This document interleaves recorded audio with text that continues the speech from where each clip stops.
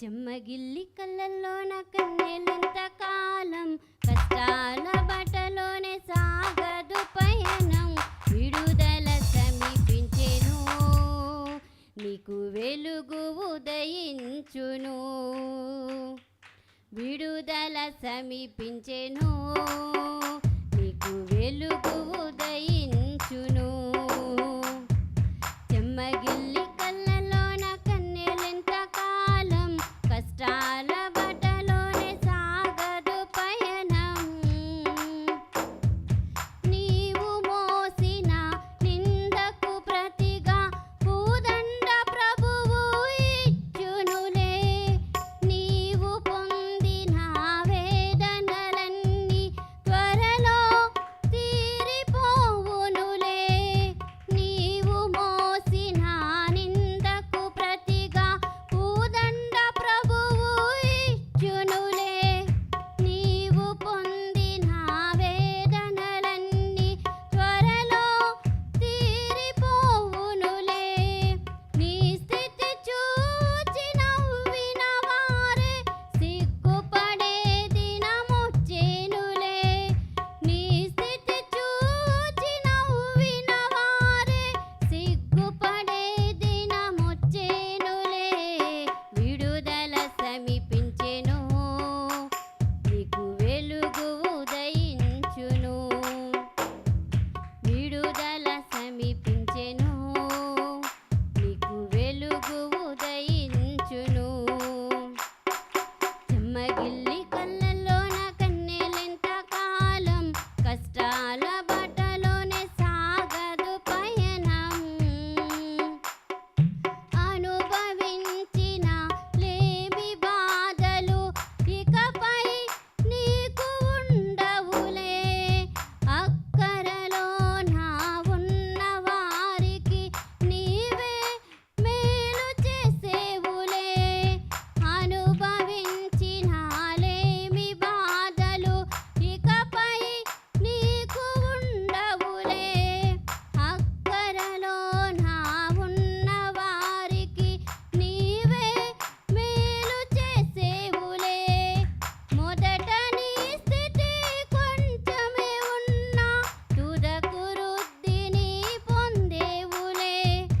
మొదట నీ స్థితి కొంచెమే ఉన్నా తుదకు వృద్ధిని పొందేవులే. విడుదల సమీపించెను, నీకు వెలుగు ఉదయించును. విడుదల సమీపించెను, నీకు వెలుగు ఉదయించును. చెమ్మగిల్లి కళ్ళల్లోన కన్నెలెంత కాలం, కష్టాల బటలోనే సాగదు పయనం. చెమ్మగిల్లి కళ్ళల్లోన కన్నెలెంత కాలం, కష్టాల బటలోనే సాగదు పయనం. విడుదల సమీపించెను, నీకు వెలుగు ఉదయించును.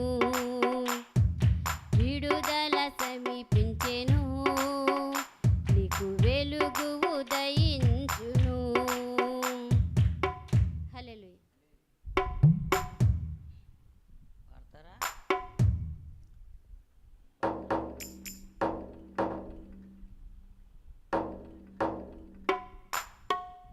పాడతారా? అక్కడ పాడతారా? రా. పర్లేదురా. వీళ్ళు పాడిన తర్వాత పాడు. ఇదిగో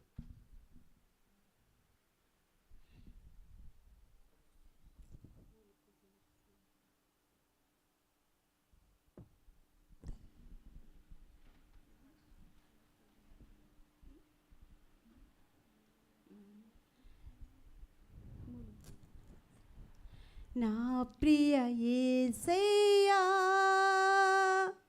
నీ ప్రేమ తోటలో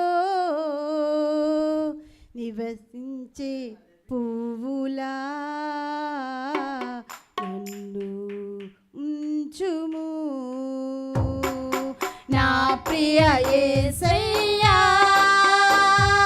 నీ ప్రేమ తోటలో వికసించే పువ్వులా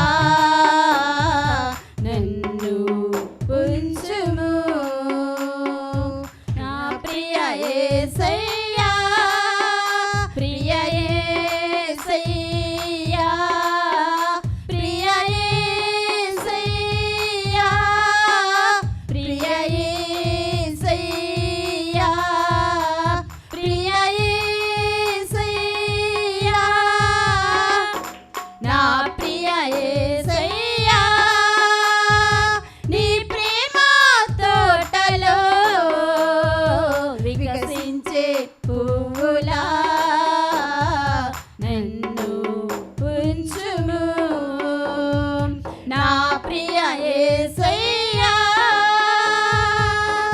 ఎండిపోయిన ఎడారిలో చిగిరిన మోడుకు పూసితిని ఆత్మవర్షము వాక్య సారముతో బలపడి నేను బ్రతికితిని ఎండిపోయిన ఎడారిలో చిగిరిన మోడుకు పూసితిని ఆత్మవర్షము వాక్య సారముతో బలపడి నేను బ్రతికితిని నీదు కృపయను కంచె తోటలో నన్ను కాచించుము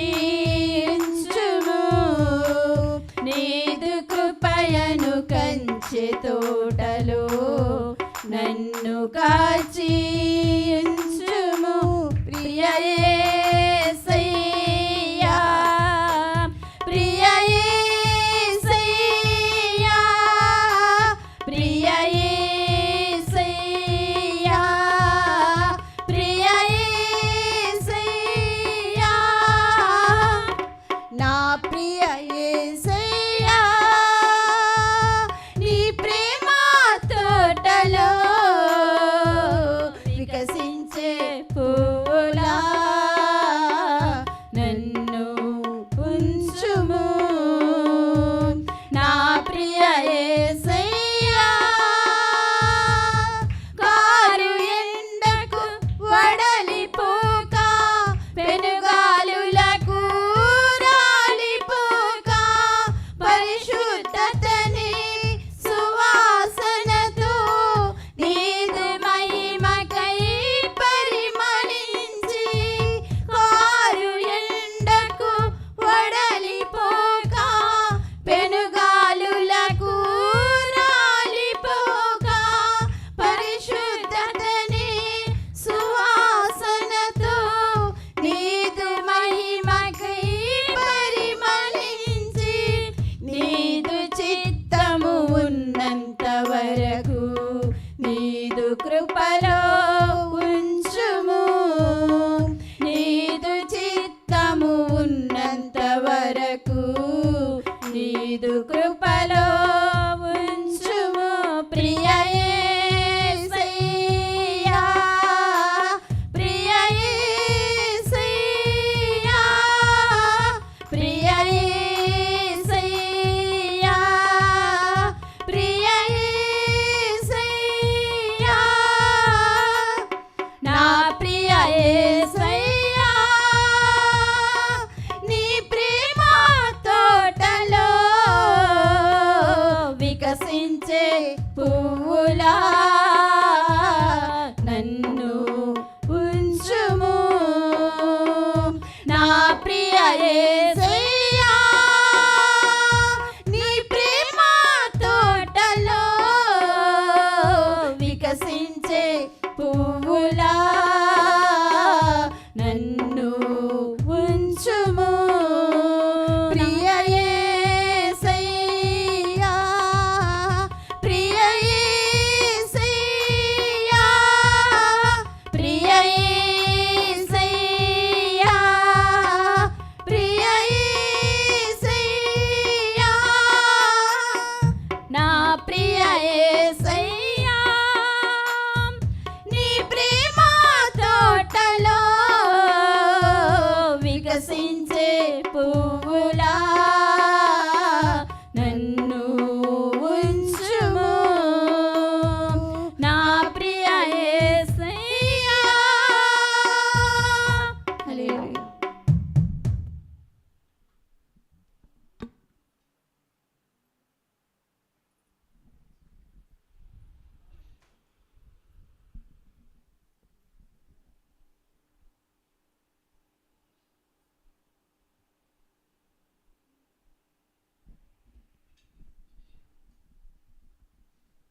దేవుని నామానికి మహిమ కలుగును గాక. మరొక పాట పాడుకుని దేవుని నామాన్ని మహిమపరుచుకుందామండి. గడచిన కాలం కృపలో మమ్ము కాచిన దేవా నీకే స్తోత్రము. పగలు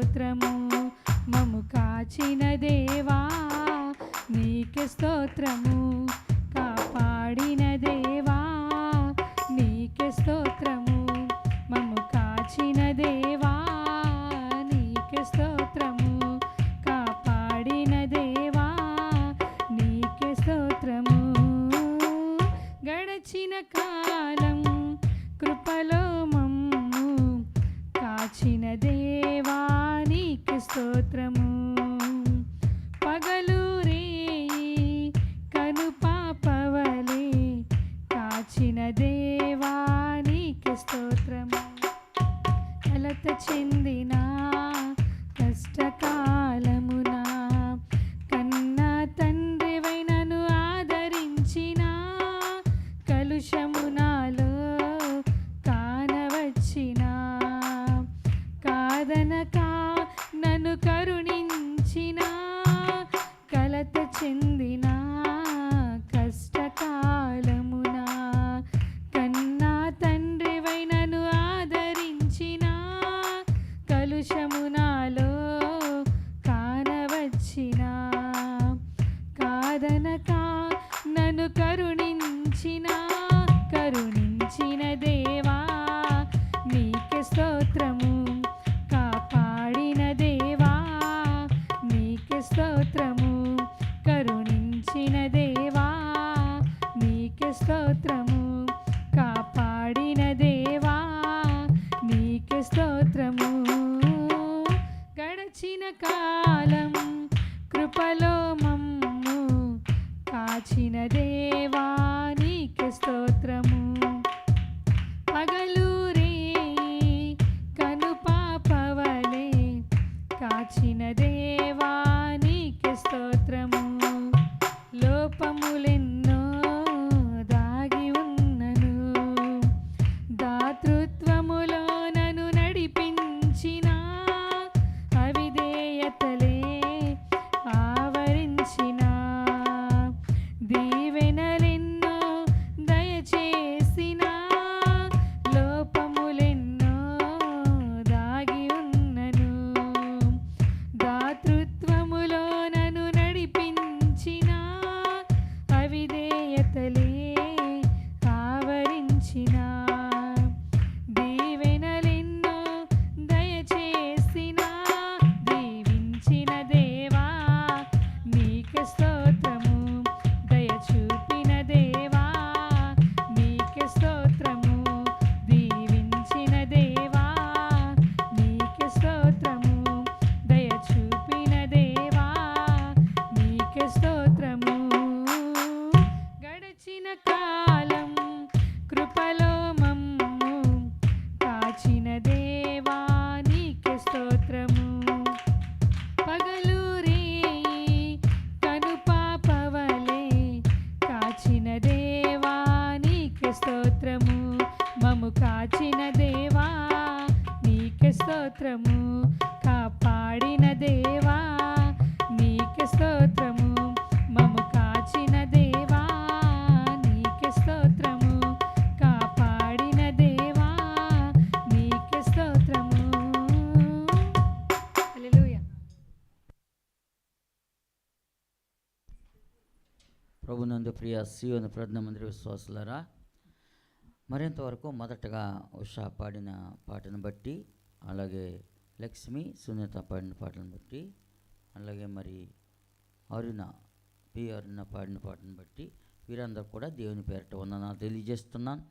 వీరందరూ కూడా లేచి నిలబడినట్లయితే సంఘ కాపరి గారు వచ్చి ఆరాధన నడిపిస్తారు.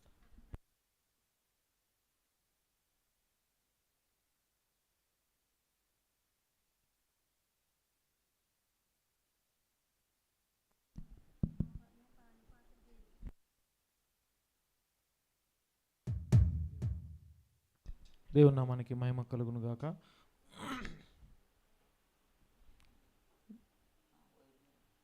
ఘనమైన దేవుణ్ణి ఆరాధించుకునే సమయం.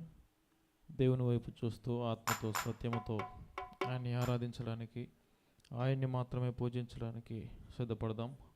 హల్లెలూయా, హల్లెలూయా, హల్లెలూయా, హల్లెలూయా, హల్లెలూయా, హల్లెలూయా, హల్లెలూయ హల్లెలూయ. స్తోత్రం స్తోత్రం స్తోత్రం స్తోత్రం స్తోత్రం స్తోత్రం. హల్లెలూయ. సర్వాధికారువైన దేవా నీకే వందనాలు వందనాలు వందనాలు వందనాలు. హల్లెలూయ. మహిమ కలిగిన మా రాజా నీకే స్తోత్రం స్తోత్రం స్తోత్రం. మమ్మల్ని చూస్తున్న దేవా, మమ్మల్ని కాపాడుతున్న దేవా, మమ్మల్ని నీ సన్నిధానంలోనికి నడిపించుకుంటున్న దేవా నీకే వందనాలు వందనాలు వందనాలు వందనాలు వందనాలు. హల్లెలూయ హల్లెలూయ. గడిచిన వారములలో నెలలో మమ్మల్ని కాపాడావయ్యా, మా ఆయుష్కాలాన్ని పొడిగించావయ్యా, మంచి ఆరోగ్యాన్ని ఇచ్చావు అయ్యా. మా కుటుంబాన్ని మమ్మల్ని కాపాడుతూ వస్తున్న మీ యొక్క కృపను బట్టి అయ్యా నీకే వందనాలు వందనాలు వందనాలు. హల్లెలూయ హల్లెలూయ హల్లెలూయ. మా ఎడల మీరు చూపిస్తున్న ప్రేమ కొరకై అయ్యా నీకే స్తోత్రం స్తోత్రం స్తోత్రం స్తోత్రం. ఏమిచ్చి మీరు రుణం తీర్చుకోగలమయ్యా? మీ సన్నిధానంలోనికి వచ్చి ప్రభా మరిదిగో మీరిచ్చిన ప్రభా ఈ యొక్క దేహం, మీరిచ్చిన ఈ జీవితంతో నాయన మరిదిగో మిమ్మల్ని ఆరాధించడానికి సిద్ధపడతా ఉన్నాం. హల్లెలూయ హల్లెలూయ హల్లెలూయ హల్లెలూయ హల్లెలూయ హల్లెలూయ. సర్వాధికారువైన మా దేవా, శాలేము రాజువైన మా దేవా, బలవంతుడవైన మా తండ్రి, నిత్యుడవైన మా తండ్రి, సమాధానకర్తవైన మా అధిపతి, నిన్న నేడు ఏకరీతిగా ఉన్న మా దేవా అయ్యా నీకే వందనాలు వందనాలు వందనాలు. తరములో మారిన మారని మార్పు చెందని మా దేవా మీకే వందనాలు వందనాలు వందనాలు. హల్లెలూయ హల్లెలూయ హల్లెలూయ హల్లెలూయ. నాలో ఏముందయ్యా మాకర్థమే కాదయ్యా, మాలో ఏముందయ్యా అసలు అర్థమే కాదయ్యా. జీవితాంతం నీ కౌగిలిలో మేమయ్యా యేసయ్యా, ఒదిగిపోతానయ్యా ఓ యేసయ్యా, ఒదిగిపోతానయ్యా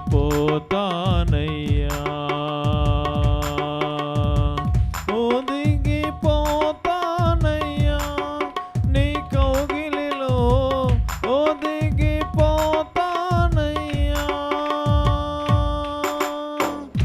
మా పైన నీవు చూపు ప్రేమకై కళ్ళు చెమ్మగిల్లెనయ్యా, మా పైన నీవు చూపు ప్రేమకై కళ్ళు చెమ్మగిల్లెనయ్యా. మాలో ఏముందయ్యా మాకర్థమే కాదయ్యా, మాలో ఏముందయ్యా అసలు అర్థమే కాదయ్యా. జీవితాంతం నీ కౌగిలిలో మేమయ్యా యేసయ్యా, ఒదిగిపోతామయ్యా నీ సన్నిధిలో ఒదిగిపోతానయ్యా,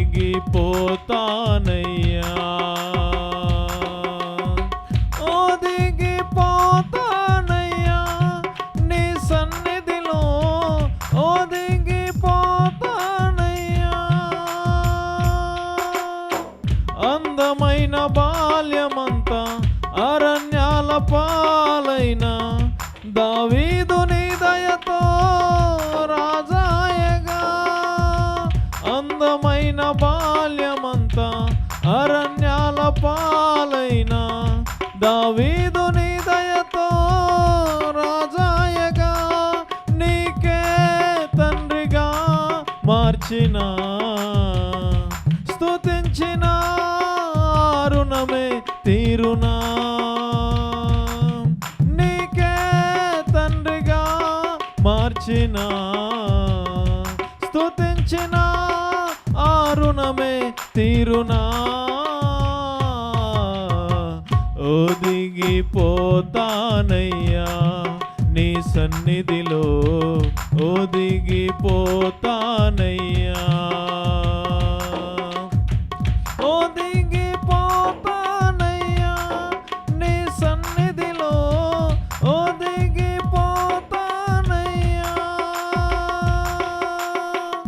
నా మీద నీవు చూపు ప్రేమకై కళ్ళు చెమ్మగిల్లెనయ్యా. నా మీద నీవు చూపు ప్రేమకై కళ్ళు చెమ్మగిల్లెనయ్యా. మాలో ఏముందయ్యా మాకర్థమే కాదయ్యా. మాలో ఏముందయ్యా మాకర్థమే కాదయ్యా. జీవితాంతం నీ కౌగిలిలో మేమయ్యా యేసయ్యా. ఒదిగిపోతానయ్యా నీ సన్నిధిలో ఒదిగిపోతానయ్యా. ఒదిగిపోతానయ్యా నీ పరిచర్యలో ఒదిగిపోతానయ్యా.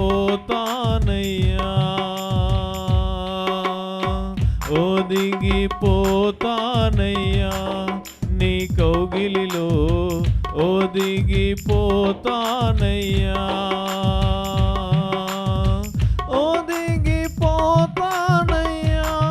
నీ సన్నిధిలో ఒదిగిపోతానయ్యా.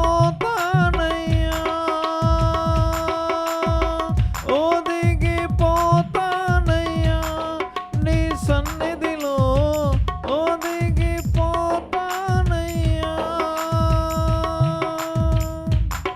హల్లెలూయా హల్లెలూయా. అయ్యా మా పైన నువ్వు చూపించే ప్రేమ ఎంతో ఉన్నతమైనది, అది అపారమైనది, అన్నింటికంటే మిన్నయైన ప్రేమయ్య అనేది. అయ్యా దావీదు ఎక్కడో గొర్రెలను మేపుకుంటూ ఉన్నాయని అయ్యా తీసుకొచ్చి మీకు తండ్రిగా మార్చుకున్నారయ్యా.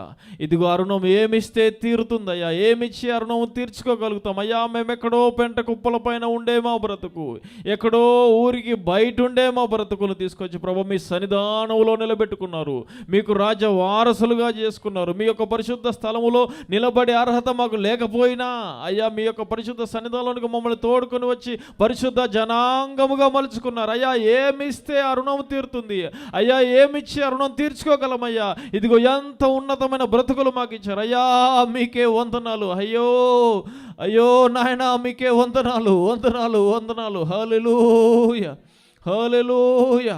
అయ్యా వెనక్కి తిరిగి చూసుకుంటే నాయన మనకి ఏమీ లేని బ్రతుకులు, ఎలాంటి ఎన్నిక లేని బ్రతుకులు, ఏ అర్హత లేని బ్రతుకులు అయ్యా. మీ పేరు పెట్టి మమ్మల్ని పిలుచుకున్నారు అయ్యా, మీకే వందనాలు వందనాలు వందనాలు. హల్లెలూయా హల్లెలూయా హల్లెలూయా. మా కోసం అయ్యా మీ ప్రియ కుమారుని పంపించారు ఈ లోకానికి, తలపైన ముళ్ళ కిరీటాన్ని అయ్యా, శరీరం అంతా కొరడా దెబ్బల శిక్షణ, ఒళ్ళంతా గాయములే, ఒళ్ళంతా పచ్చి పుండ్లే అయ్యా. ఇదిగో ఎంతో సుందరుడైన ఇదిగో మీ ప్రియ కుమారుడు నా కోసము మా కోసము అయ్యా స్వరూపము సొగసు లేనివాడిగా, ఆయన్ని చూసి ఇదిగో అపేక్షించలేని వాడిగా మా సమాధానార్థమైన శిక్ష అంతటిని ఆయన పైన వేసి అయ్యా మా పాపపు శిక్షను ఆయన పైన మదిగో వేసి ఇదిగో లోక పాపాన్ని మోసుకొని పోవు దేవుని గొర్రె పిల్లగా అయ్యా మీ ప్రియ కుమారుని లోకానికి పంపించారయ్యా. అయ్యా నీకే వందనాలు వందనాలు వందనాలు వందనాలు. ఇదిగో రక్తాన్ని కార్చిన దేవుణ్ణి ఆరాధించే సమయం, కుమారుని త్యాగం చేసి మన కోసం పంపించి పరలోక రాజ్యాన్ని సిద్ధపరుస్తున్న తండ్రిని ఆరాధించే సమయం. హల్లెలూయా. మన జవాబులను ఆయనకు అర్పిస్తూ స్తుతులు ఆయనకు అర్పిద్దాం. నమ్మదగిన వాడు నీతిమంతుడైన మా పరలోకమందున్న ప్రియ తండ్రి, మీ యొక్క పరిశుద్ధమైన శ్రేష్టమైన నామానికి వందనాలు చెల్లించుకుంటా ఉన్నాం. మీ యొక్క సన్నిధానంలోనికి ప్రభు మరొకసారి మమ్మల్ని నడిపించి నాయన మరిదిగా మా పాప జీవితాన్నంతటిని కూడా ప్రభు మీ యొక్క సన్నిధానంలో మేము పోగొట్టుకున్నామని మాకు మరొకసారి గుర్తు చేయడానికి కొరకై ఇదిగో ఈ యొక్క లోకంలో నుంచి మిమ్మల్ని ప్రత్యేకపరిచాను. ఈ లోకము ఇదిగో నాకు వ్యతిరేకంగా ఉంటున్నాను, నేను మిమ్మల్ని ఆ లోకంలో నుంచి లాగి మిమ్మల్ని ప్రత్యేకపరిచి పరిశుద్ధ జనాంగముగా చేసి నాకు సత్తైన ప్రజలుగా మిమ్మల్ని మలుచుకొని ఇదిగో నా సన్నిధానంలో నిలబెట్టుకున్నానని మరి ఇదిగో మీ యొక్క సన్నిధానంలోకి వచ్చిన ప్రతిసారి మాకు గుర్తు చేస్తున్నదలకై అయ్యా మేము ఇదిగో మీకు సొత్తైన వారమని నాయన మనకు తెలుసుకునేలాగా నాయన మాకు మీ యొక్క సన్నిధానాన్ని మాకు అనుగ్రహించినందుకే మీకే స్తోత్రాలు వందనాలు చెల్లించుకుంటా ఉన్నాం. అయ్యా మీ ప్రియ కుమారుని ప్రభు యొక్క లోకానికి పంపించి నాయన శరీరం అంతా కూడా మా కొరకు నలగొట్టుకుని ఆయన జీవించిన జీవితకాలం అతి చిన్నది. ఆ చిన్న జీవితంలో కూడా ప్రభ తనకంటూ తాను బ్రతకకుండా నాయన మరిదిగా మనుషులమైన మేము ప్రభ మరిదిగా పాపముతో పాప బంధకాలతో మా అపరాధముల చేత మా పాపముల చేత చచ్చి కుళ్ళి కృషించి నశించి నరకానికి వెళ్ళిపోవలసిన మమ్మల్ని ప్రేమించి క్రీస్తు చేత మమ్మల్ని బ్రతికించినందులకై క్రీస్తులో మమ్మల్ని నాయన మరిదిగా కన్నందులకై కొన్నందులకై మీకే స్తోత్రాలు వందనాలు చెల్లించుకుంటా ఉన్నాం. అమూల్యమైన క్రీస్తు రక్తము చేత నిర్దోషమైన నిష్కలంకమైన క్రీస్తు రక్తములో నా మా పాపములన్నిటినీ కడిగివేసి నాయన మీ సన్నిధానంలో మీ ప్రియ కుమారులనుగా కుమార్తెలనుగా మమ్మల్ని నిలబెట్టుకున్నందులకే మీకే స్తోత్రాలు చెల్లించుకుంటా ఉన్నాం. నాయన మరిదిగా ఏమిచ్చి నాయన మరిదిగా ఎంత ఇచ్చి ఆ రుణము తీరుతుందయ్యా? ఇదిగో వేలాది నదులంతా విస్తారమైన తైలాన్ని ఇస్తే ఆ రుణము తీరుతుందా? మా జ్యేష్ఠ కుమారుని మీకు అర్పిస్తే నాయన మరిదిగా ఆ రుణము తీరుతుందా అంటే అది ఎన్నటికీ రుణము తీరనిదయ్యా. మా జీవితకాలం అంతా మిమ్మల్ని ఆరాధించిన నాయన మరిదిగా ఆ యొక్క రుణము తీరనిది మేము మీ సన్నిధానంలో ఎల్లప్పుడూ రుణస్థలమే. నాయన మీ సన్నిధానంలో మేము ఒకసారి ఒప్పుకుంటా ఉన్నాం. నాయన మరిదిగా పాపులమైన మమ్మల్ని కన్నారు, పాపులమైన మమ్మల్ని మీ యొక్క రక్తం ఇచ్చి కొన్నారు, పాపులమైన మాకు పరలోక రాజ్య వారసత్వాన్ని ఇచ్చారు. నాయన మీకే స్తోత్రాలు చెల్లించుకుంటా ఉన్నాం. నాయన మా జీవితకాలం అంతటా ఇప్పటి వరకు ప్రభు మీరు చేసిన ప్రతి విధమైన మేలు కొరకై మరొక కోటాను కోట్ల కృతజ్ఞతాస్తుతులు స్తోత్రాలు చెల్లించుకుంటూ నాయన మీ సన్నిధానంలోనికి ప్రభు మరొకసారి మీ ప్రియ కుమారుడు అక్కడ ఆలస్యమైతే మరొకసారి ప్రభు మృతిగా మీ యొక్క సన్నిధానంలో చేరి మిమ్మల్ని ఆరాధించే భాగ్యాన్ని పూజించే భాగ్యాన్ని నాకు మాకందరికీ దయచేస్తారని నమ్ముచు నమ్మకమైన ప్రభు యేసు క్రీస్తు నామములో నీ యొక్క సమస్త స్తుతి ఆరాధన మీ పాదాల దగ్గర సమర్పిస్తున్నామా పరమ తండ్రి. ఆమేన్.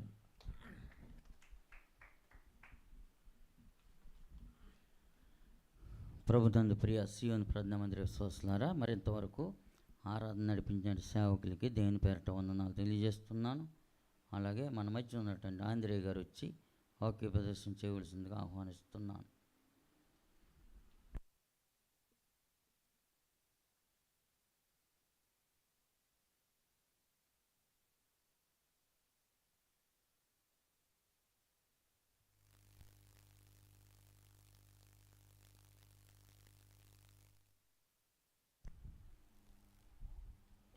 దేవునికి మహిమ కలుగునుగాక.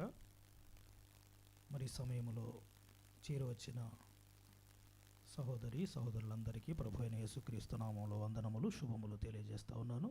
అలాగే ఈ అవకాశం నాకు ఇచ్చిన మరి సంఘ వ్యవస్థాపకులు గురువు గారికి ప్రత్యేకమైన వందనాలు, అలాగే సంఘ కాపరి ప్రకాష్ గారికి హృదయపూర్వక వందనాలు తెలియజేస్తూ ఉన్నాను.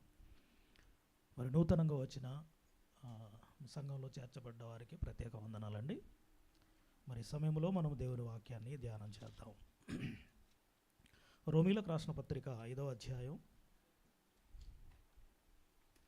రోమీలకు రాసిన పత్రిక 5వ అధ్యాయము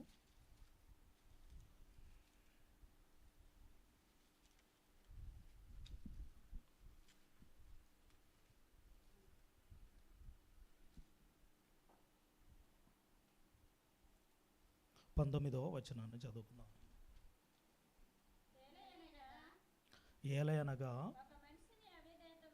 ఒక మనుషుని అవిధేయత వలన అనేకులు పాపులుగా ఎలాగు చేయబడిరో అలాగే ఒకని విధేయత వలన అనేకులు నీతిమంతులుగా చేయబడుదురు.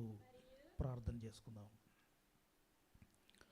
మమ్మల్ని మిక్కిలిగా ప్రేమించిన మా ప్రియ పరలోకపు తండ్రి, మీ పరిశుద్ధ అతి శ్రేష్టమైన అత్యున్నతమైన అపారమైన అన్నిటికంటే ముందైన మీ ఘనమైన నామానికి వందనములు స్తోత్రములు స్తుతులు చెల్లించుకుంటున్నాం. కృప కలిగిన దేవాదయ కలిగిన మా తండ్రి, మరొకసారి సాయంకాల సమయంలో నాయన నీ సన్నిధానములో చేరి ఈ రీతిగా నిన్ను ఆరాధించుటకు పూజించుటకు నాయన మీరు మాకిచ్చిన ఈ గొప్ప సదవకాశమును బట్టి మీకు స్తోత్రాలు చెల్లిస్తుంటున్నాం. అవును మా ప్రభువా, ఈ సమయంలో నీ వాక్యమును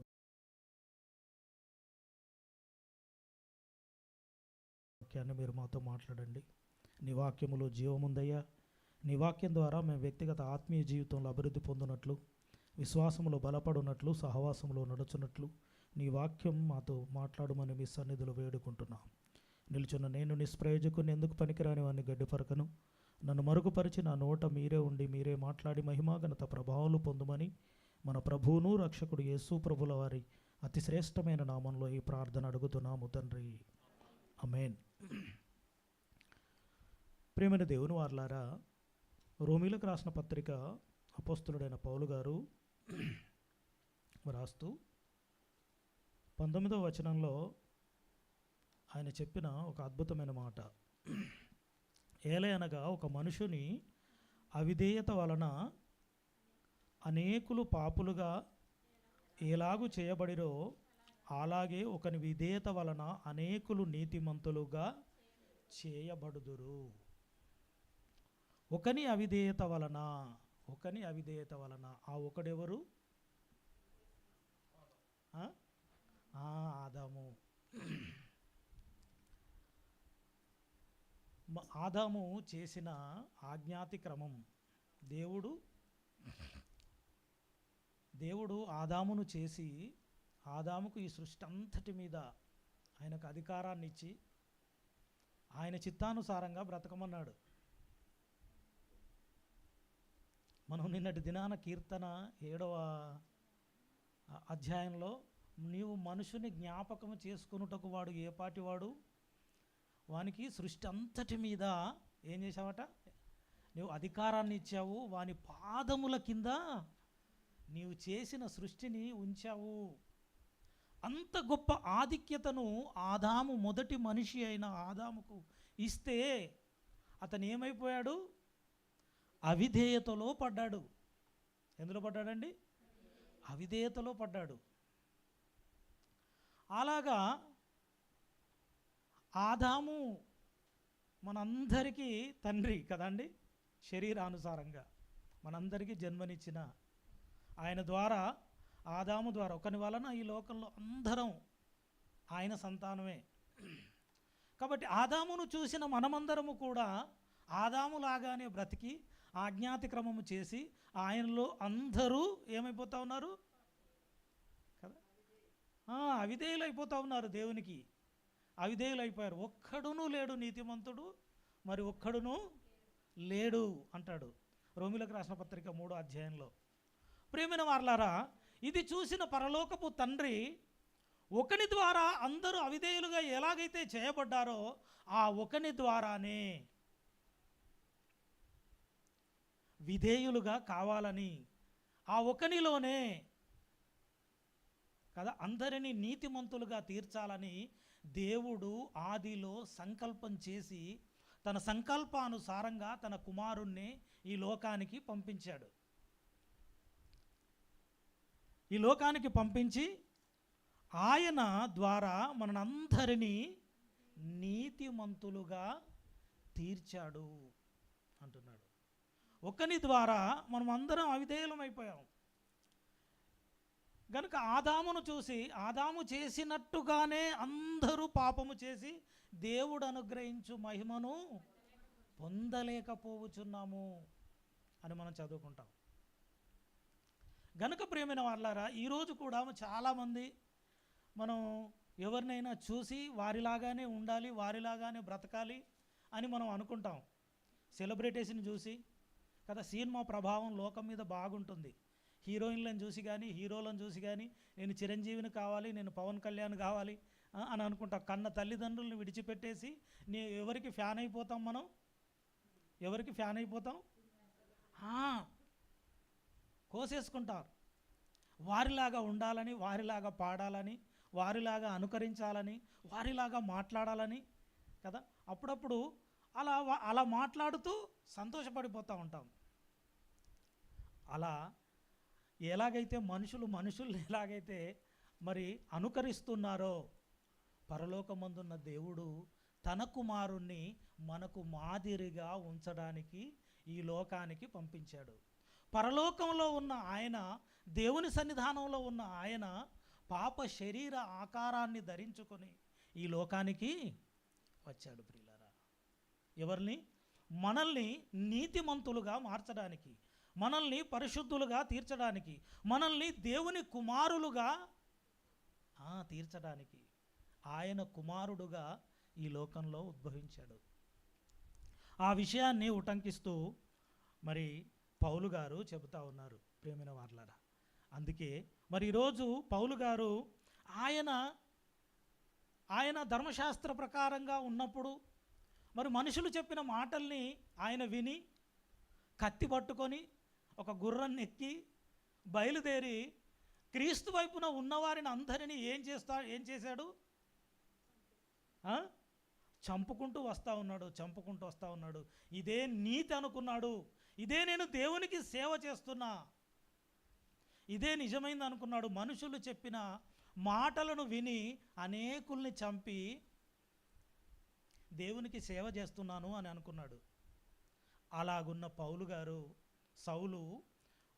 సౌలుగా ఉన్నప్పుడు అలా చేస్తూ ఒకరోజు అధికార పత్రము పొందుకొని ధర్మశాస్త్రోపదేశకుల ద్వారా, ప్రధాన యాజకుల ద్వారా అధికార పత్రాన్ని పట్టుకొని ఎక్కడికి బయలుదేరాడు? దమస్కుకు బయలుదేరి వెళుతూ ఉన్నాడు. అక్కడ ఉన్నవారిని, క్రైస్తవుల్ని చంపేయడానికి, అక్కడ ఉన్నవారిని పట్టుకొని ఇక్కడికి వచ్చి చంపాలని ఒక ఉద్దేశంతో ఒక సమూహంగా బయలుదేరి వెళుతూ ఉన్నాడు. అలా వెళ్ళిన పౌలు గారికి ప్రభువు ప్రత్యక్షమై ఏమన్నాడు? ఓ సౌలా సౌలా అని ఆయన్ను పిలిచి, నీవేళ నన్ను హింసించుచున్నావు? అయ్యో ఏంటిది? నేను నిన్ను హింసించుచున్నానా? నేను నీకోసం సేవ చేస్తున్నాను అని నేను అనుకుంటే, అనేకుల్ని నీ వైపుకు తిప్పాలని నేను అనుకుంటున్నానే, నీ ధర్మశాస్త్రం కోసం. ధర్మశాస్త్రంలోనే నీతి ఉంది, ధర్మశాస్త్ర ప్రకారంగా బ్రతకడమే నీతి. కాబట్టి ధర్మశాస్త్రానికి వ్యతిరేకంగా వీరు ఉంటున్నారు అని నేను బయలుదేరాను. కానీ నీవేమంటున్నావు? నీవు నన్ను హింసించుచున్నావు పౌలు.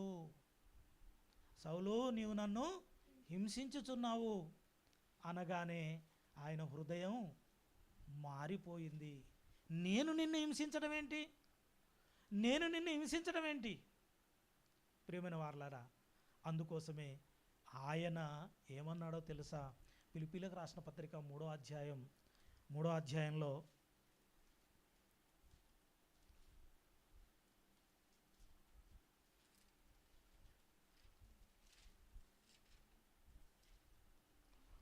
అధ్యాయం 10వ వచనం చూడండి. ఏ విధము చేతనైనను మృతులలో నుండి నాకు పునరుత్థానము కలగవలనని ఆయన మరణ విషయములో సమాన అనుభవము గలవాడనై ఆయన పునరుత్థాన బలమును ఎరుగు నిమిత్తము ఆయన శ్రమలలో పాలివాడగుట ఎట్టిదో ఎరుగు నిమిత్తమును సమస్తమును నష్టపరుచుకొని వాటిని పెంటతో సమానముగా ఎంచుకొనుచున్నాను. ఏమన్నాడు పౌలు గారు? ఏ విధము చేతనైనా మృతులలో నుండి నాకు పునరుత్థానం కలగాలి. ప్రభు అయిన యేసును సిలువకు వేశారు. ఆయనేమో అంటున్నాడు, అయ్యా నీవెవరు అన్నప్పుడు, నేను ప్రభువును, నీ హింసించుచున్న యేసును. ఏంటి? ఈ యూదులు ఆయనను చంపేశారే, సిలువకు వేశారే, ఆయనను చిత్రహింసలు పెట్టారే. ఆ సిలువ దృశ్యం ఆయన కనబడుతుంది. ఆయనను చంపేశారే, మరి ఆయనేమో నాకు ప్రత్యక్షమై నాకు చెబుతున్నాడు అన్నప్పుడు, ఇదిగో ఈ మాట ఆయన అంటా ఉన్నాడు. క్రీస్తు పునరుత్థానుడయ్యాడు. ఏ విధము చేతనైనా నేను కూడా ఏమవ్వాలని ఆయన ఇష్టపడుతున్నాడు, కోరుకుంటున్నాడు. ఏ విధం చేతనైనా, ఎంత కష్టమైనా, ఎన్ని ఇబ్బందులైనా, ఎన్ని ఇరుకులైనా, ఎంత వేదనైనా, ఎన్ని కష్టాలు వచ్చినా నాకేం కావాలి? పునరుత్థానం. ఆ పునరుత్థానం ఎవరిలో ఉంది? క్రీస్తులో పునరుత్థానం ఉంది. ప్రభు అయిన యేసు చెప్పాడు ఈ లోకంలో ఉన్నప్పుడు, జీవమును కాదు పునరుత్థానమును నేనే. కాబట్టి క్రీస్తు తిరిగి లేచాడు. క్రీస్తులో పునరుత్థానం ఉంది. ఈరోజు క్రీస్తును ఎందుకు నమ్ముకున్నాం అని కనుక మనం ప్రశ్నిస్తే మనం ఏం చెప్తామండి? నాకు బాగా ఆరోగ్యం బాగాలేదు, నేను ప్రభు సన్నిధానానికి వచ్చాను, ఆరోగ్యం బాగా అయిపోయింది, నేను దేవుణ్ణి విశ్వసించాను. ఇంకా చెబితే నాకు ఉద్యోగం కావాలని ఎక్కడెక్కడో తిరిగాను, కానీ నాకు ఉద్యోగం దొరకలేదు, నేను క్రీస్తు దగ్గరికి వచ్చాను, దేవుడు నాకు ఉద్యోగాన్ని ఇచ్చాడు. ఇలా సాక్ష్యాలు ఎవరిని కదిలించినా సాక్ష్యం చెప్పమనంటే ఏ సాక్ష్యం చెప్తాం? ఈ లోకానికి సంబంధించిన, ఈ లోకంలో ఉన్నతంగా ఆ మంచి ఆశీర్వాదాలతో మనం బ్రతకడం కోసం ఎవరిని? దేవుణ్ణి విశ్వసిస్తున్నాం. ప్రతి ఒక్కరిని ఎవరిని అడిగినా ఈరోజు దేవుణ్ణి ఎందుకు నమ్ముకోవాలి, దేవుణ్ణి ఎందుకు పూజించాలి అని అంటే ప్రపంచంలో ఉన్న మనుషులందరూ ఏ మతస్థులైనా ఎందుకోసం? ఈ భూమి మీద బ్రతికినంత కాలం సుఖంగా బ్రతకాలని దేవుణ్ణి విశ్వసిస్తున్నారు. కానీ పౌలు గారు అంటున్నారు, ఏమంటున్నారు? అయ్యా, ఈ భూమి మీద ఉన్న జీవితకాలం ఇది అశాశ్వతమైనది, క్షణికమైనది. నాకు క్రీస్తులో పునరుత్థానం ఉంది. ఏముంది? ఏ విధము చేతనైనా నాకు పునరుత్థానం కలగాలని, ఆ పునరుత్థానాన్ని నేను పొందుకోవాలని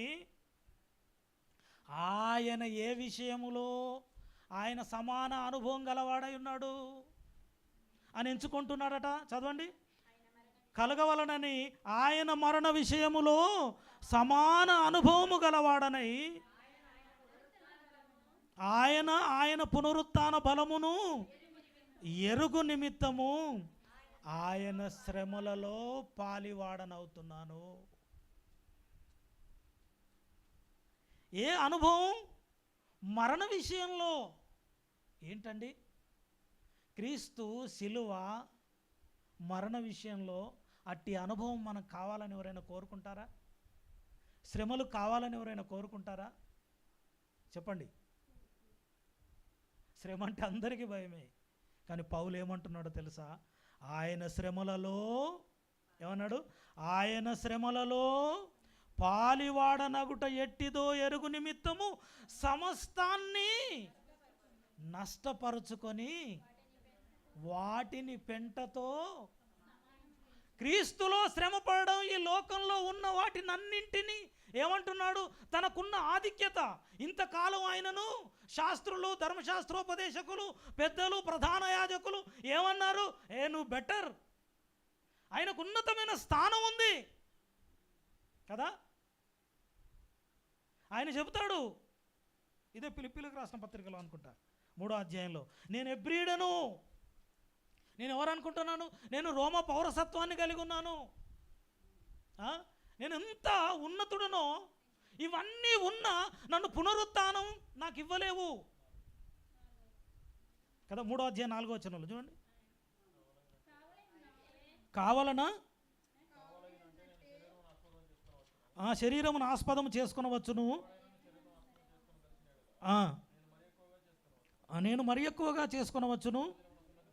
8వ దినమున సున్నతి పొంది తిని ఇశ్రాయేలు వంశపు వాడనై బెన్యామీను గోత్రములో పుట్టి హెబ్రీయ సంతానమై హెబ్రీయుడనైన ధర్మశాస్త్ర విషయములో పరిచయుడనై. ఆయన చెప్పాడు ఆయనకున్న క్వాలిఫికేషన్స్ ఏంటివో. ఆయన ధర్మశాస్త్ర ప్రకారంగా సున్నతి చేయబడ్డాడు, ధర్మశాస్త్ర విషయంలో ఆసక్తి కలిగినటువంటి వాడు.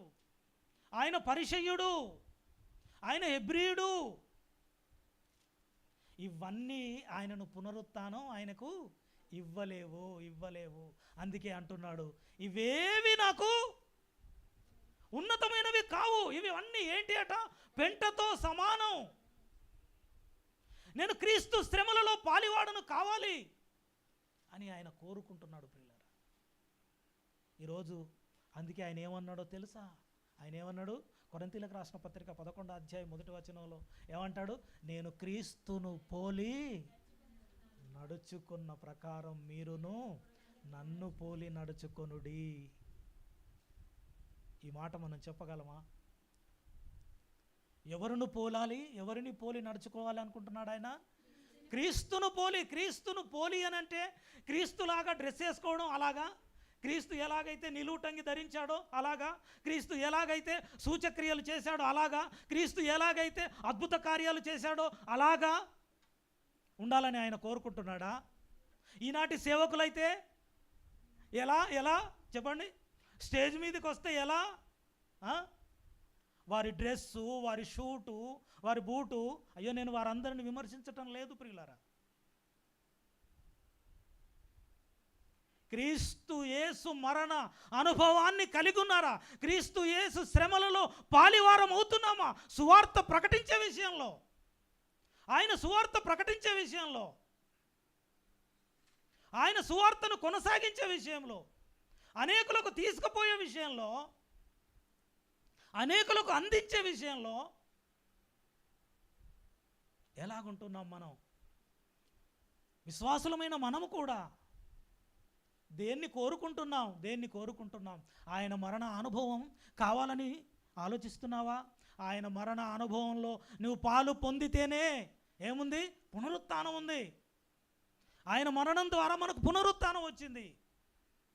అందుకే ఆయన శ్రమలలో నేను పాలివాడను కావాలి. అదే ఆయనను ఎక్కువగా ఇన్స్పిరేషన్ చేసింది. ఆయనను చంపేశారు, ఆయనను సిలువకు వేశారు. ఆ సిలువ దర్శనం ఆయన కళ్ళకు కట్టినట్టుగా కనబడుతుంది. అందుకే ఆయన సువార్త పరిచర్యలో ఆయన పొందిన శ్రమలు, వేదనలు, బాధలు ఎన్ని! ప్రేమిన వారలారా, ఆలోచించండి.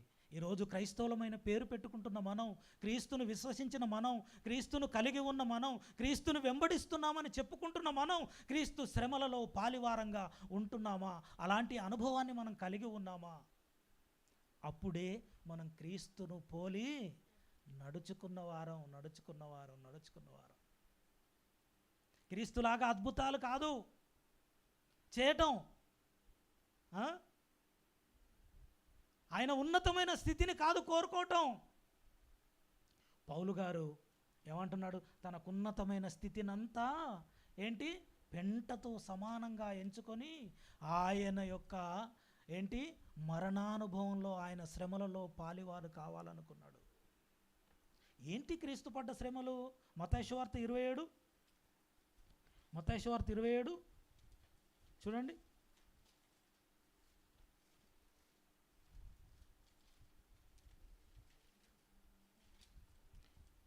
27వ అధ్యాయం 27వ వచనం. అప్పుడు అధిపతి యొక్క సైనికులు యేసును అధికార మందిరములోనికి తీసుకొని పోయి ఆయన యొద్ద ఆ సైనికులనందరినీ సమకూర్చిరి. వారు ఆయన వస్త్రములను తీసివేసి ఆయనకు ఎర్రని అంగి తొడిగించి ముళ్ళ కిరీటము అల్లి ఆయన తలకు పెట్టి ఆ రెల్లు ఆయన కుడి చేతిలో ఉంచి ఆయన ఎదుట మోకాల్లోని, యూదుల రాజా నీకు శుభమని ఆయనను అపహసించి ఆయన మీద ఉమ్మివేసి ఆ రెల్లును తీసుకొని దానితో ఆయన తల మీద కొట్టిరి. యేసు ప్రభువును ఆ రాత్రి తీసుకెళ్ళి సైనికులు ఏం చేశారు? ఆయనను కొడుతున్నారు. నిన్ను కొట్టినవాడు ఎవరు? ప్రవచించు. ఇంతవరకు దాకా నువ్వు చెప్పావు కదా, సూచక్రియలు చేసావు కదా, ప్రవచనాలు చెప్పావు కదా. విస్తారమైన జనంలో గత కొన్ని సంవత్సరాల నుంచి రక్తస్రావం కలిగినటువంటి ఒక స్త్రీ ఆయనను ముట్టినప్పుడు, ఆయనను ముట్టగానే చెంగు ముట్టగానే ఆయన ఏమన్నాడు? నన్ను ముట్టింది ఎవరు? ఏంటయ్యా నువ్వేం మాట్లాడుతున్నావు? శిష్యులు ఆయనతో ఉన్నవారు అంటున్నారు. ఇంతమంది ఒకరి మీద ఒకరు పడుతున్నారు, ఇంత విస్తారమైన జన సమూహం ఉంది, ఇందులో ఎవరు నిన్ను తాకారని నీవు ఏమని చెప్పగలవు అనంటే, నాలో నుంచి ఒక ప్రభావము బయలు వెళ్ళింది. అలా చెప్పే ఆ మాటలు ఇక్కడ సైనికులు అంటున్నారు, నిన్ను కొట్టింది ఎవరో చెప్పు. ఆయనకు తెలియదా చెప్పాలంటే? అవునండి. ఆయనకు ముళ్ళ కిరీటం పెట్టి, తలకు ముళ్ళ కిరీటం పెట్టి, ఒక చేతికి ఏమిచ్చారు? రెల్లు. ఆ రెల్లుతో ఆయనను దేని మీద కొడుతున్నారండి? తల మీద కొడుతున్నారు. తల మీద కొట్టినప్పుడు ముళ్ళు ఎలా గుచ్చుకుంటాయి? మన కాలి లోపల నుండి ముళ్ళు ఎలా ఉంటుంది? అది తీసిన తర్వాత 2 రోజుల దాకా నడవలేమండి. ఒక భక్తుడు పద్యం కట్టాడు, ఒక పాట రాశాడు. కాలి లోపల నుండి ముళ్ళు మరియు చానగా బాధించు పళ్ళు అని పాట. కాలి లోపల నుండి ముళ్ళు, చానగా బాధించు పళ్ళు, ఇవి సర్వ బాధలకు కపటంబుగా నుండు ఇల్లు, ఇవి సర్వ బాధలకు పుట్టిల్లు అని ఒక పద్యం ఉంది, ఒక పాట భక్తుడు రాశాడు. ప్రియమైన వాళ్ళారా, తలకు ముళ్ళు గుచ్చుకుంటే ఎలా ఉంటుంది చెప్పండి? కాలుకు ముళ్ళు గుచ్చుకుంటేనే మనం భరించలేము. తలకు ముళ్ళు, తలకు ముళ్ళ కిరీటం. ఈ అనుభవం, ఈ మరణానుభవం, ఆయన శ్రమలలో అనుభవం ఎవరు పొందాలనుకుంటున్నాడు ప్రత్యక్షంగా? పౌలు గారు. ఎందుకు? అలాగా ఉంటే నాకేమొస్తుంది? పునరుత్థానం వస్తుంది. నేను మరో లోకానికి వెళ్ళిపోతాను, శాశ్వతమైన జీవంలోనికి వెళ్ళిపోతాను. నేను ఈ ఉన్నతమైన పేరులు నాకద్దు, ఈ ప్రఖ్యాతి నాకద్దు, ఇవన్నీ పెంట. నేను బ్రతికినంత కాలం క్రీస్తు కోసమే బ్రతకాలి, క్రీస్తులాగా బ్రతకాలి, క్రీస్తును పోలి నేను నడుచుకోవాలి. క్రీస్తు శ్రమలనన్నింటినీ ఆయన సువార్త ప్రకటిస్తున్నప్పుడు ప్రియులారా, ఆయనను ఏం చేశారో తెలుసా? కొరింథీయులకు రాసిన పత్రిక, కొరింథీయులకు రాసిన 2వ పత్రిక 11వ అధ్యాయం, 2 కొరింథీ 11వ అధ్యాయం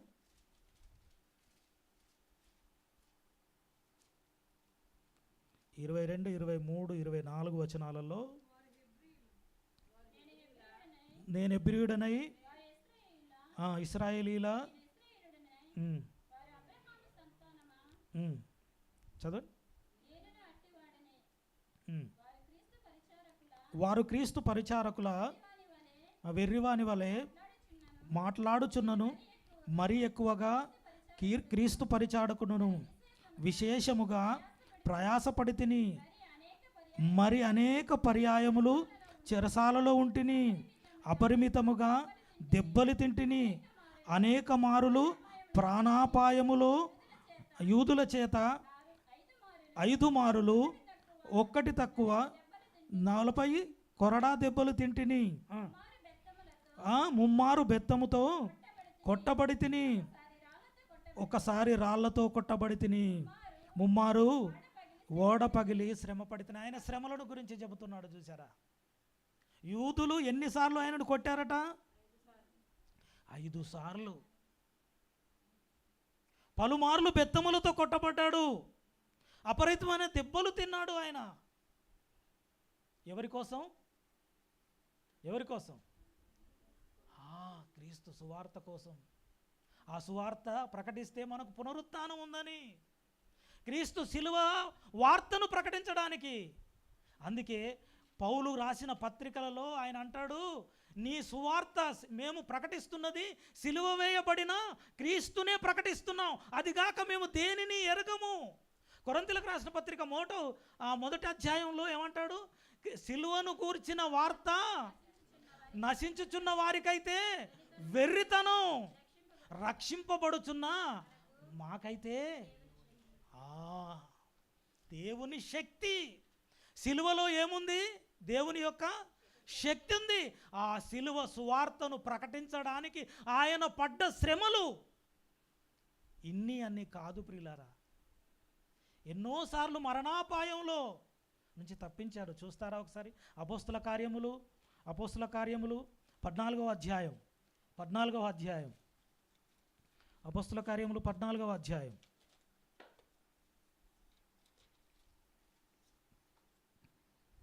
19వ వచనం.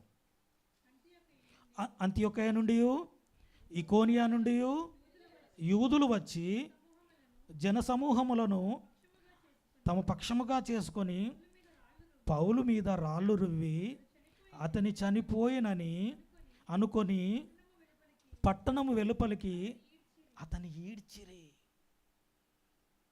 ఆయన అంత్యొకయలో ఇకోనియాలో అక్కడ ఏంటి సువార్త ప్రకటిస్తుంటే యూదులు ఆయన దగ్గరికి వచ్చి ఏం చేశారట?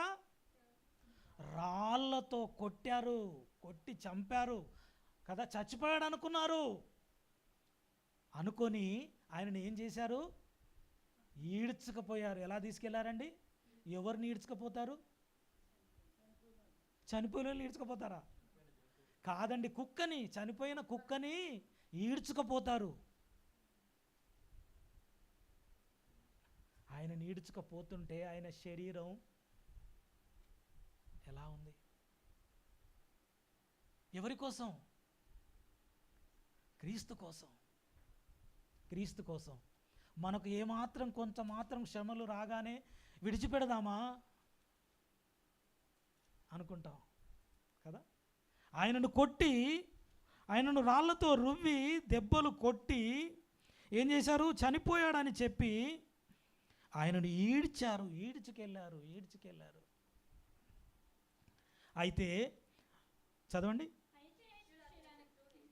ఆ శిష్యులు అతన్ని చుట్టి నిలిచి ఉండగా అతడు లేచి పట్టణములో ప్రవేశించి మరునాడు బర్నబాతో కూడా దెర్బేకు బయలుదేరిపోయెను. వారు ఆ పట్టణములో సువార్త ప్రకటించి అనేకులను శిష్యులనుగా చేసిన తరువాత లుస్త్రకును, ఇకోనియాకును, అంతియోకయకును తిరిగి వచ్చి శిష్యుల మనసులను దృఢపరిచి విశ్వాసమందు నిలకడగా ఉండవలనని అనేక శ్రమలను అనుభవించి మనము దేవుని రాజ్యములో ప్రవేశింపవలనని వారిని హెచ్చరించాడు. ఇన్ని దెబ్బలు తగిలినా లేచి, శిష్యులు ఆయన దగ్గరికి రాగానే లేచి తూడ్చుకొని బయలుదేరి వెళ్ళిపోయి అలా ఊరుకున్నాడు. ఇక ఈ పని మనకెందుకులే, ఈ పని మనకెందుకులే, వద్దు. ఎవరైనా మనం సువార్త ప్రకటిస్తుంటే ఎవరైనా వచ్చి ఈ ప్రాంతం మళ్ళొక్కసారి నువ్వు కనబడితే నేను చంపేస్తామని అంటే మనం వెళ్తామండి? బాబోయ్, బ్రతుకుంటే ఇంకేదైనా తిని బ్రతకొచ్చు, కానీ అక్కడికి మాత్రం మనం వెళ్ళొద్దు. కానీ వీళ్ళు మరలా వెళ్ళి ఏం చేశారు? శిష్యుల మనసులను దృఢపరిచి ఏమని చెబుతున్నారు చూసారా? మీరు భయపడొద్దు. ఎవరు చెప్తున్నారు? పౌలు గారు. మీరు భయపడొద్దు. వారిని దృఢపరుస్తున్నాడు. వారికి క్రీస్తుని గురించి ఇంకా బలాన్ని చెబుతున్నాడు. మనం అనేక శ్రమలను అనుభవించి, నేను అనుభవించాను అని అనలే, నేను అనుభవించాను ఇక మీదే, ఇక మీకేముంది అని అనలేదు. మనము అనేక శ్రమలను అనుభవించి దేవుని రాజ్యములో ప్రవేశించాలి అని ఆ శిష్యులను హెచ్చరించాడు. ప్రియులారా, సువార్త ప్రకటించాడు. ఆ పట్టణంలో అనేకులను ఆయన శిష్యులుగా, ఎవరికి శిష్యులను చేశాడు? క్రీస్తుకు. మీరు సర్వలోకమునకు వెళ్ళి సర్వ సృష్టికి సువార్తను ప్రకటించి అనేకులను నాకు శిష్యులనుగా చేయుడి. ప్రభు చెప్పిన మాట. అనేకుల్ని శిష్యులుగా చేయడం కోసం ఇదిగో ఆయన ఏం చేస్తున్నాడు? తన శిష్యుల యొక్క మనసులను దృఢపరిచి మనం అనేక శ్రమలను అనుభవించి మనము ఏం కావాలి? పరలోక రాజ్యంలో ప్రవేశించాలి. పరలోక రాజ్యం కావాలి అని అంటే, పునరుత్థానం నీకు కావాలి అని అంటే మనం ఏం చేయాలి? క్రీస్తు శ్రమలలో పాలివారమై ఉండాలి. క్రీస్తు శ్రమలలో పాలివారమై ఉంటేనే మనకు ఏం దొరుకుతుంది? పరలోకం. కానీ నేటి బోధలేంటి? మీరు ప్రభువును విశ్వసించండి, మీరు ప్రభువును నమ్ముకోండి, మీకు ఉన్నతంగా ధనం వస్తుంది, మంచి ఉద్యోగం వస్తుంది, ఉన్నతమైన బ్రతుకులు వస్తాయి కదా. కానీ పౌలు గారు ఏం చెప్తున్నారు శిష్యులకు? మనం అనేక శ్రమలను అనుభవించి క్రీస్తును పోలి నడుచుకోవడం అంటే ఏంటి? శ్రమలు. ఆయన ఈ లోకంలో బ్రతికినప్పుడు ఏమన్నాడు? నక్కలకు బొరియలును ఆకాశ పక్షులకు గూళ్ళున్నాయి కానీ మనుష్య కుమారునికి తలవాల్చుటకైనను స్థలము లేదు. ఈరోజు మనకైతే మంచి మంచి ఇళ్ళు ఉన్నాయి. సేవకులను కలవడానికి అపాయింట్మెంట్లు కావాలి కదా. ఖరీదైన సేవకులను కలవడానికి వారి ప్రార్థన చేయించుకోవాలనంటే అపాయింట్మెంట్ ఉందా? ఓ ప్రియమైన దేవుని వారలారా, మనం ఏ స్థితిలో ఉన్నాం? క్రీస్తును పోలి నడుచుకోవడం అనంటే ఆయన శ్రమలలో పాలివారం. ఇదిగో పౌలు గారు తను ఉన్నది ఉన్నట్టుగా చూపిస్తూ ఉన్నాడు. క్రీస్తు సువార్తను ప్రకటిస్తూ, క్రీస్తు శిలువ సువార్తను ప్రకటిస్తున్నాడు. గలతీలో ఉన్నవారికి ఎలా ప్రకటించాడు తెలుసా? గలతీ సంఘాన్ని, గలతీలకు రాసిన పత్రిక 3వ అధ్యాయంలో మనం చూసినట్టయితే, అయ్యో అవివేకులారా, అవివేకులైన గలతీయులారా, గలతీలో నేను మీకు క్రీస్తుని గురించి ఎలా చెప్పాను? మీ కన్నుల ఎదుట క్రీస్తు సిలువ వేయబడ్డట్టుగా మీకు చూపించానే. అవును, మీరు అన్నారే, అయ్యో ఇలాగ జరిగిందా? మనం సినిమా చూస్తే నటనకు మన హృదయాలు ద్రవించిపోతాయి కదా. అప్పుడప్పుడు ఎమోషనల్ సీన్స్ వచ్చినప్పుడు మన కళ్ళల్లో నుంచి నీళ్ళు కదా జారిపోతాయి. ఎమోషనల్ సీన్స్ సినిమాలలో చూస్తే అమ్మో. కానీ క్రీస్తు సువార్త విషయంలో సత్యాన్ని చూస్తే మాత్రం ఆకర్షితులం కావు. మన హృదయం, మన కన్నీళ్ళు రావు. అయ్యో అవివేకులైన గలతీలారా, ఏమన్నాడు? మిమ్ముడు ఎవడు భ్రమ పెట్టెను?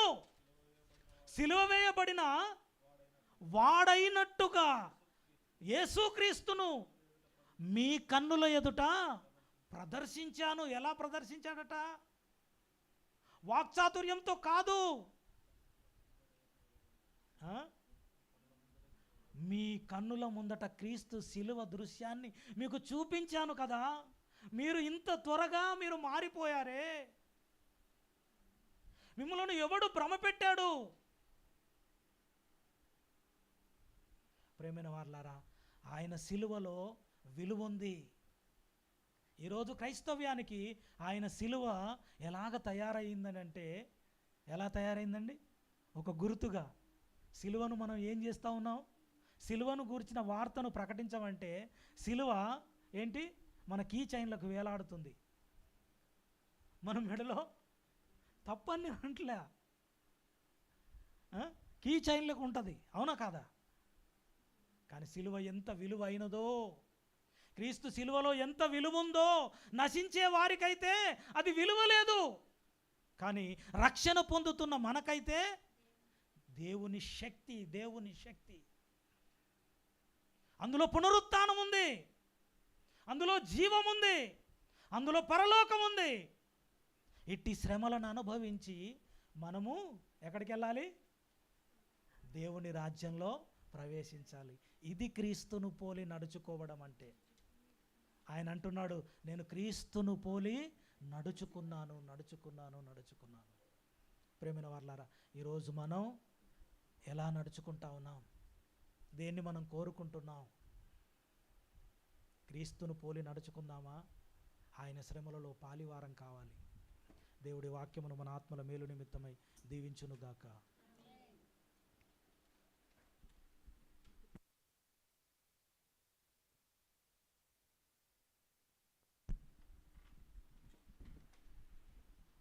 ప్రభునందు ప్రియ సియోన్ ప్రార్థనా మందిర విశ్వాసులారా, ఇంతవరకు మరి చక్కగా వాక్యోపదేశం చేసినటువంటి ఆంధ్రేయ గారికి దేవుని పేరిట వందనాలు తెలియజేస్తున్నాను. కానుకలు